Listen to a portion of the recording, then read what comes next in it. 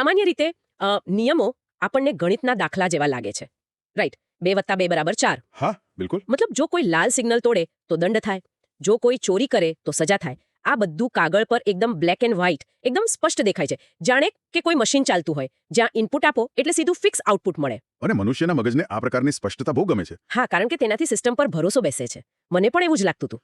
પણ જુઓ, જ્યારે આપણે વાસ્તવિક દુનિયાના પોલીસિંગમાં જઈએ, એટલે કે જમીની સ્તર પર કાયદાના અમલીકરણમાં, ત્યારે આ ગણિતના દાખલા જેવી સ્પષ્ટતા અચાનક ગાયબ થઈ જાય છે. અચ્છા. હા, ત્યાં બધું બ્લેક એન્ડ વ્હાઇટ નથી હોતું. કાયદો પુસ્તકોમાં ભલે કાળી શાહીથી અને બહુ સ્પષ્ટ શબ્દોમાં લખાયેલો હોય, પણ તેનો અમલ તો ગ્રે એરિયામાં કરવાનો હોય છે, રાઈટ? એક્ઝેક્ટલી.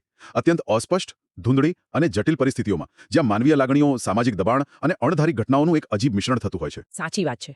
અને આજે આપણી પાસે એક એવો સ્ત્રોત છે જે આજ ધૂંધળા પાણીમાં સીધી ડૂબકી લગાવે છે. આજના આ સઘન વિશ્લેષણમાં તમારું સ્વાગત છે. નમસ્કાર. રસપ્રદ વાત એ છે કે આજે આપણો સ્ત્રોત કોઈ પોલીસ એકેડેમીનું ટ્રેનિંગ મેન્યુઅલ નથી. ના, બિલકુલ નથી. કે નથી કોઈ સમાજશાસ્ત્રીનું રિસર્ચ પેપર. આ તો એક પરીક્ષાનું પ્રશ્નપત્ર છે. જી હા, બહુ જ રસપ્રદ સ્ત્રોત છે. પ્રશ્નપત્ર 2, ગુજરાતી અને અંગ્રેજી ભાષા કૌશલ્ય, જે વર્ણનાત્મક છે. આ પેપર માટે 3 કલાકનો સમય અને કુલ 100 ગુણ ફાળવવામાં આવ્યા છે. અને એમાંથી આપણે આપણું સંપૂર્ણ ધ્યાન પાર્ટ એ એટલે કે ગુજરાતી ભાષા કૌશલ્ય પર જ કેન્દ્રિત કરવાના છીએ, જે 70 ગુણ ધરાવે છે. બરાબર. આ પેપરનું માળખું જેવું છે ને કે તે માત્ર વ્યાકરણ કે તમારું શબ્દભંડોળ નથી ચકાસતું, પણ ઉમેદવારની વૈચારિક પરિપક્વતાની કસોટી કરે છે. અને તેમાંથી પણ આપણે માત્ર એક જ પ્રશ્ન પર આપણું આખું વિશ્લેષણ કેન્દ્રિત કરવાના છીએ. આજનું આપણું મિશન બહુ ક્લિયર છે. એક નિબંધ જે ઓછામાં ઓછા 350 શબ્દોમાં લખવાનો છે. અને તેના માટે સીધા 30 ગુણ ફાળવવામાં આવ્યા છે. 30 ગુણ? વિચાર કરો, તેમાં 5 વિકલ્પો આપેલા છે, પરંતુ આપણે અન્ય કોઈ પણ વિકલ્પ તરફ જોવાનું પણ નથી. આપણું પૂરું ફોકસ માત્ર ને માત્ર મુદ્દા નંબર 1.2 પર રહેશે. અને એ વિષય બહુ જ ઊંડો છે. હા, વિષય છે કાયદાના અમલીકરણમાં સમસ્યા હલ કરવાની માનસિકતા માટે આવશ્યક સજ્જતા. હું તો એ વિચારતી હતી કે કેવી રીતે માત્ર એક જ વાક્ય પોતાની અંદર કાયદા વ્યવસ્થાની આખી ફિલોસોફી સમાવી લે છે. ખરેખર આ માત્ર કોઈ ભાષાની કસોટી નથી રહી. ના, આ તો એક વિચારધારાની કસોટી છે. જાણે કે એક ભવિષ્યના અધિકારીના મગજનો એક્સરે લેવાઈ રહ્યો હોય. સાવ સાચી વાત છે.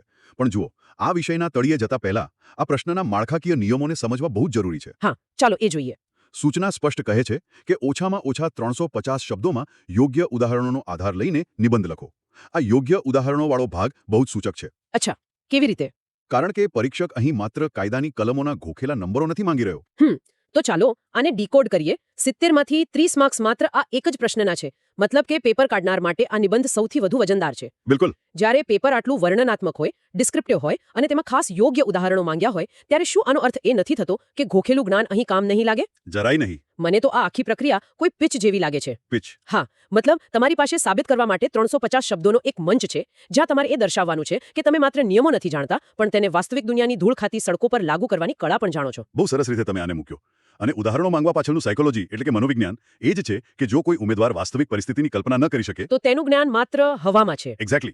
જો અધિકારી રસ્તા પર ઉતરે અને તેની સામે બે પડોશીઓ વચ્ચેનો સામાન્ય ઝઘડો બહુ મોટું સ્વરૂપ ધારણ કરી રહ્યો હોય, તો ત્યાં કાયદાનું પુસ્તક ખોલીને વાંચવા બેસવાનો કોઈ સમય નથી હોતો. હા, ત્યાં તો તરત એક્શન લેવી પડે.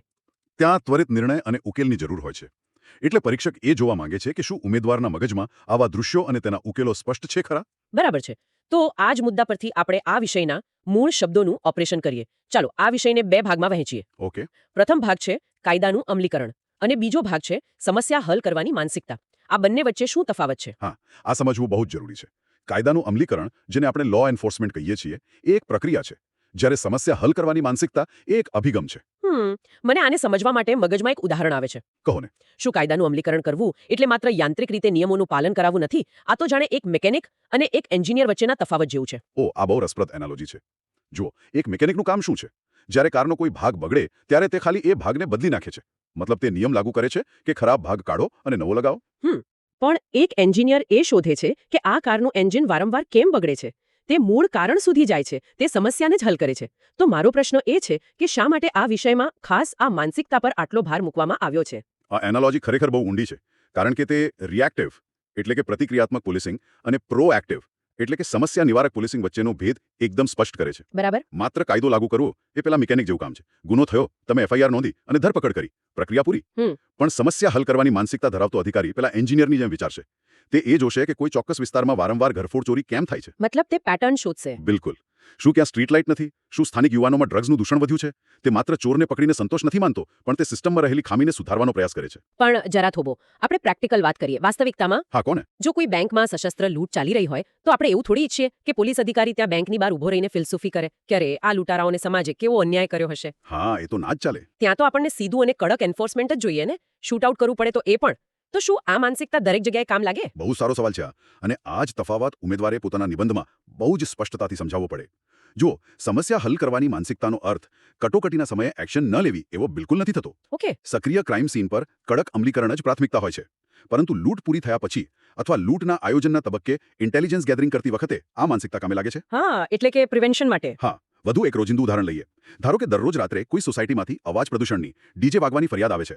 હવે એકમાત્ર એન્ફોર્સર પોલીસકર્મી હશે, તે રોજ ત્યાં જશે, દંડ ફટકારશે અને પાછો આવશે. અને બીજે દિવસે ફરી એ જ વસ્તુ થશે. એક્ઝેક્ટલી. પરંતુ જે પ્રોબ્લેમ સોલ્વર પોલીસકર્મી છે તે પડોશીઓ સાથે બેસીને વાત કરશે. તે કોઈ કાયમી સમાધાન કરાવશે જેથી ભવિષ્યમાં પોલીસ કંટ્રોલ રૂમનો સમય ન બગડે. આ છે મોટો તફાવત. વાહ, એટલે કે અધિકારીએ માત્ર વોરિયર એટલે કે એક યોદ્ધા નથી બનવાનું, પણ એક ગાર્ડિયન એટલે કે રક્ષક અને ઉકેલ લાવનાર પણ બનવાનું છે. સાવ સાચી વાત. બરાબર.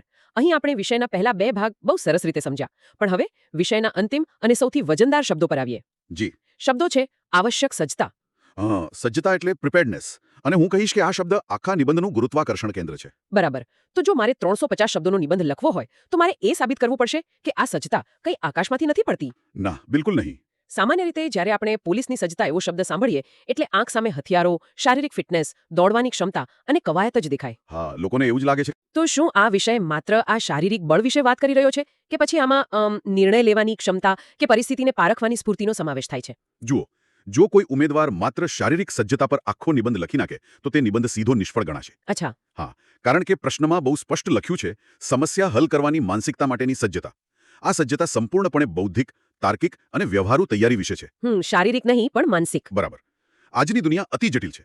મોટા ચિત્ર સાથે જોડીએ તો ઉદાહરણ તરીકે સાયબર ક્રાઇમની જ વાત લઈએ. એ તો બહુ મોટો પ્રશ્ન છે અત્યારે. હા, હવે વિચારો, કોઈ વૃદ્ધ વ્યક્તિના બેંક એકાઉન્ટમાંથી ઓનલાઈન છેતરપિંડીથી લાખો રૂપિયા ઉપડી ગયા હોય ત્યારે શારીરિક બળ કે હથિયાર ત્યાં કોઈ કામ આવે છે? ના, ત્યાં બંદૂક શું કરવાની? બિલકુલ. ત્યાં ટેકનોલોજીની સમજ, ડેટાનું વિશ્લેષણ કરવાની ક્ષમતા અને સૌથી વિશેષ પેલા વૃદ્ધ વ્યક્તિને સાંત્વના આપવાની ભાવનાત્મક સજ્જતા કામ લાગે છે. અરે વાહ, આ ખરેખર વિચારવા જેવું છે. ભાવનાત્મક સજ્જતા. કારણ કે મેં જોયું છે કે ગુસ્સે ભરાયેલા ટોળાને કાબૂમાં લેવા માટે હંમેશા લાઠીચાર્જ જ જરૂરી નથી હોતો. હા, અને ઘણીવાર એનાથી પરિસ્થિતિ બગડે છે. બરાબર. ક્યારેક ટોળાના આગેવાન સાથે શાંતિથી કરેલો 2 મિનિટનો સંવાદ આખા શહેરને રમખાણોથી બચાવી શકે છે. એક્ઝેક્ટલી. પણ મારો પ્રશ્ન એ છે કે એક ઉમેદવાર કેવી રીતે પેપર ચેક કરનારને વિશ્વાસ અપાવે કે તેની પાસે આ સજ્જતા છે?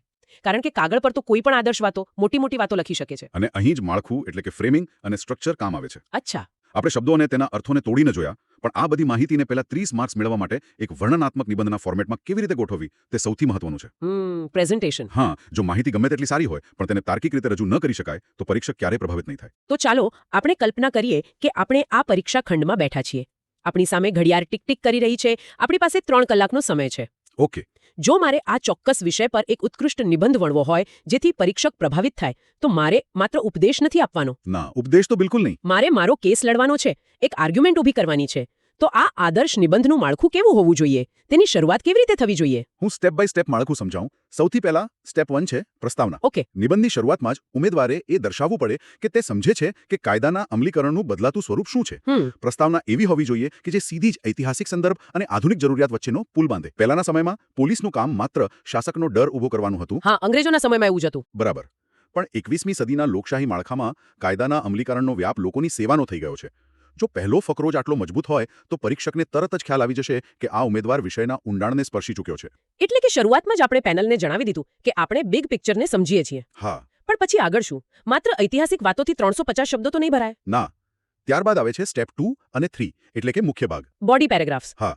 અહીં જે આપણે સમસ્યા હલ કરવાની માનસિકતા અને સામાન્ય અમલીકરણ વચ્ચેની ચર્ચા કરી તેને વ્યાવસાયિક ભાષામાં રજૂ કરવી પડે. ઓકે, પેલી એન્જિનિયર અને મિકેનિક વાળી વાત. એક્ઝેક્ટલી. ઉમેદવારે એ સમજાવવું પડે કે શા માટે માત્ર નિયમોનું પાલન કરાવવું પૂરતું નથી.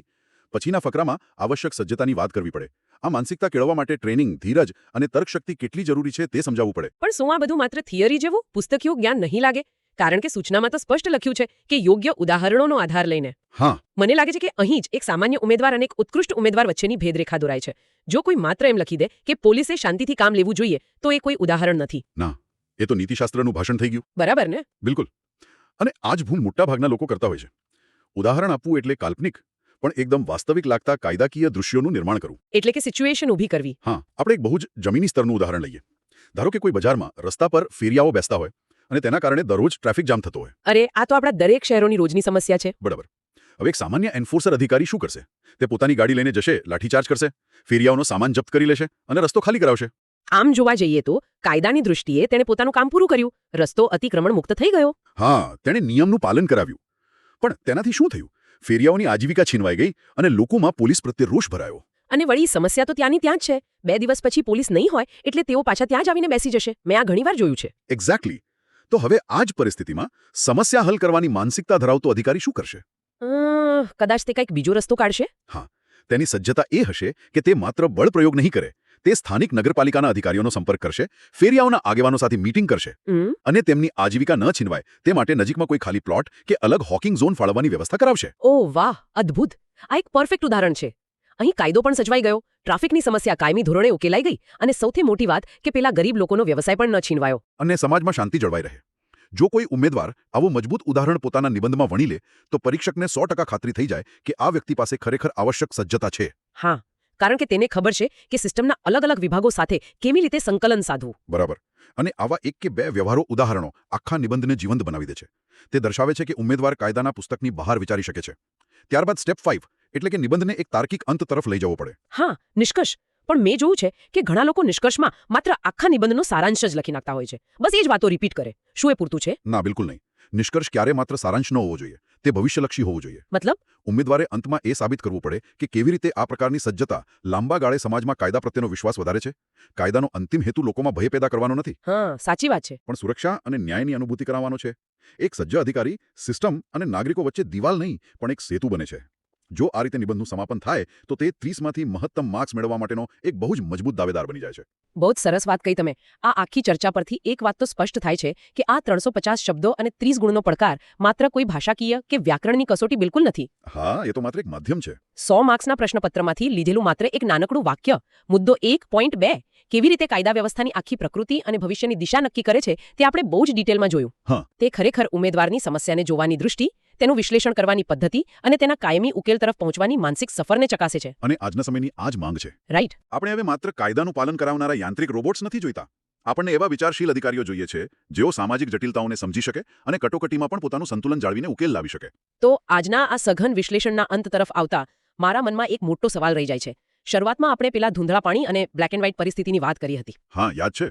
તો આના પરથી જ એક અંતિમ અને ઊંડો વિચાર હું અહીં મૂકીને જઈશ. ચોક્કસ. જરા વિચારજો. જો એક સામાન્ય ભાષાકીય કૌશલ્યની પરીક્ષા, મતલબ માત્ર કાગળ પર લેવાતી પરીક્ષા, ઉમેદવાર પાસે આવી અદ્યતન સમસ્યા હલ કરવાની માનસિકતા અને ઉચ્ચ સ્તરની ભાવનાત્મક સજ્જતાની અપેક્ષા રાખતી હોય તો જ્યારે આ જ લોકો ખરેખર યુનિફોર્મ પહેરીને વાસ્તવિક દુનિયામાં જશે, કાગળની બહારની પેલી ગંદી, જટિલ અને અતિ સંવેદનશીલ સમસ્યાઓનો સીધો સામનો કરશે, ત્યારે તેમની સામે કેવા ભયંકર નૈતિક અને માનસિક પડકારો ઊભા થતા હશે. હા, બહુ જ મોટો પ્રશ્ન છે.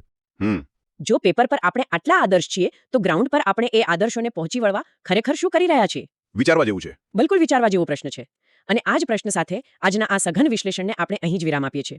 આ ધૂંધળા પાણીમાં વિચાર કરતા રહેજો. આવજો. જોવા બદલ આભાર.